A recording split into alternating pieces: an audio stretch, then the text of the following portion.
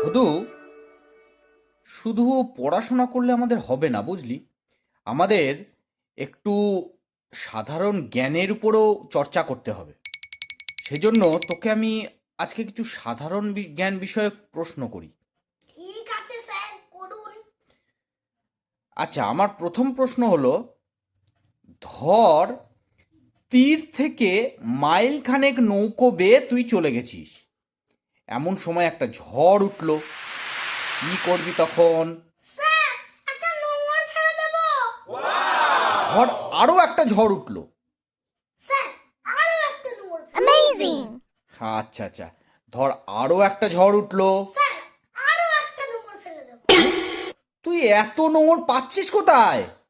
Sir, যেখান থেকে আপনি এত ঝড় পাচ্ছেন সেখান থেকে। ভদু, বুঝলি,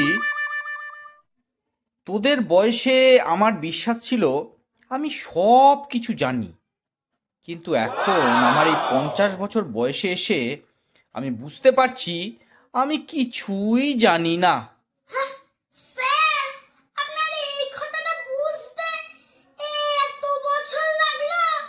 আর আমি আপনাকে দেখা মাত্রই এই কথাটা বুঝে নিয়েছি। আচ্ছা ভদু, বলতো সৃষ্টি শুরু হলো কেমন করে? স্যার, কেমন করে? ভগবান প্রথমে পৃথিবী তৈরি করলেন, ठीक है। তারপর জীবজন্তু তৈরি করলেন, তারপর মানুষ তৈরি করে পৃথিবীতে পাঠালেন। কিন্তু স্যার, কালকে তো আমার বাবা বলছিল আমার পূর্বপুরুষরা নাকি বানর। শোন, আমরা সামগ্রিক বিষয় নিয়ে আলোচনা করছি, তোর পরিবারের কথা ক্লাসে কেন?